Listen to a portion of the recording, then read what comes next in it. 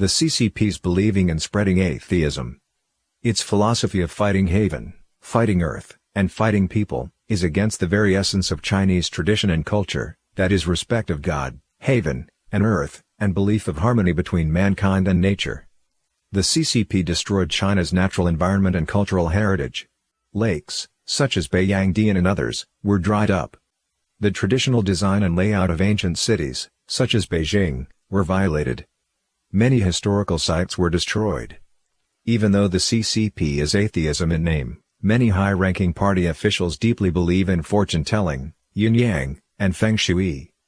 Before Mao entered Beijing, he sought advice from an aged Taoist monk, who told Mao 4 numbers, 8341. Mao used 8341 to name his entourage. Years later, people realized that Mao died at 83, and had been at the CCP's helm for exactly 41 years. Jiang does not care for real Chinese traditions at all.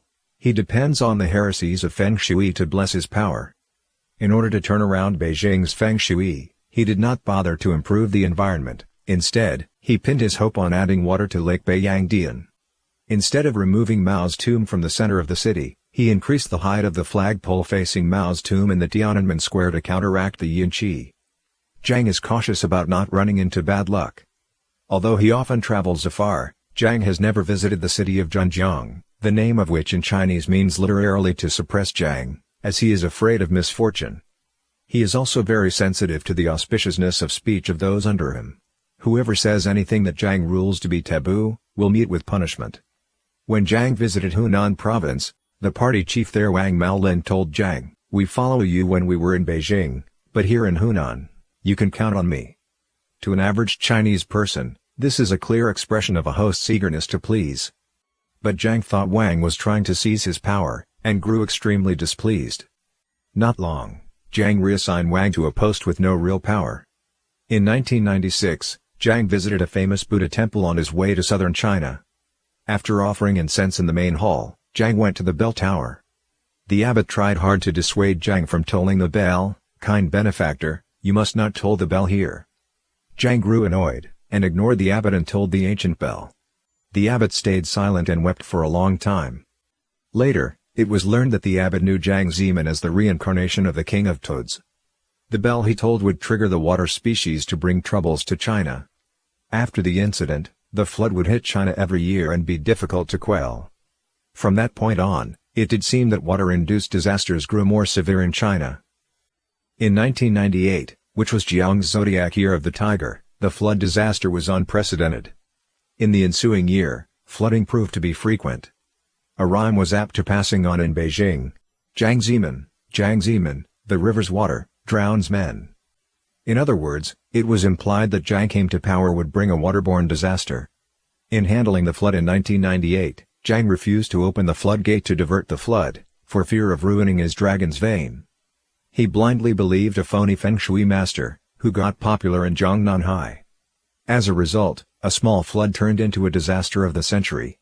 To him, hundreds of millions of people's lives are nothing compared to his dragon's vein. Jiang's inclination for water is well known. He has had an affinity for water all his life. And even on foreign visits, he has found it hard to resist submerging himself in water. Pictures of him swimming in Hawaii and the Dead Sea have been widely shown in the media. Most of the hotels he has chosen to stay at have had aquatic creatures on display. When he claps, his 10 fingers splayed, rather than together, something unique. Outside of China, a number of persons who have studied the Book of Revelation in the Bible, Nostradamus' book Century, and Prophecy book Pushback Pictures, have in recent years come upon prophecies that would point to the unique role Jiang has played in the present day, as well as the disasters he would bring to China, and the world at large. It's the famous French prophet, Nostradamus, who noted that Jiang's origin has a deep connection with water. He wrote, "From the 3 water signs, would be born a man, who would celebrate Thursday as his holiday. His renown, praise, rule, and power will grow on the land and sea, bringing trouble to the east." Jiang Zemin was born in Jiangsu, which is the first water. Jiang was first promoted to an important position in Shanghai, whose high is the second water. When Jiang moved to Beijing and became the highest leader of China, he lived in Zhongnanhai, again, high the third water. Many of the persons who promoted Jiang had names related to water. Take for example, Zhang Yiping's Ping related to water. When in Shanghai, Jiang was promoted by Wang Daohan. Wang implies water. Or Bo Yibo's Bo also has a lot to do with water. Toads prefer water to soil and detest fire, which would explain why Jiang so disliked Zhao Ziyang. The yang signifies the sun. And Chao Shi, Shi means rock. And Ju Rongji, Rong, metal. Jiang also likes names with auspicious meanings. People such as Tang Wancheng, born as a scholar. Jia Ting'an, peaceful government. Yu Si Gui, lucky and prosperous, and Wang Huning, peace in Shanghai, were promoted because of their names. Li Changchun was one of Jiang's favorite because his name meant forever spring. The Tang Dynasty book Pushback Pictures predicted in its 50th image the flood of 1998, and Jiang's crackdown on Falun Gong. The section song refers to Jiang, a zodiac tiger in the year of the tiger, failing to handle the flood well, owing to self-interest. The results of this were a grave disaster. To block the rupture in the dikes, soldiers and civilians threw large amounts of grains into the river. The violent flooding indeed destroyed many a barn filled with rice.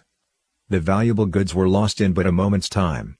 The section Chen implied that during a time when the confrontation between the communism and free world is approaching to the end, and the world is facing tremendous changes, in the final showdown of good against evil, Jiang's police and law enforcement machinery are acting like jackal and wolves. A textual comment to the book says, after the flood of 1998, people won't get time to recover and replenish yet. Jiang again started another sweeping ordeal.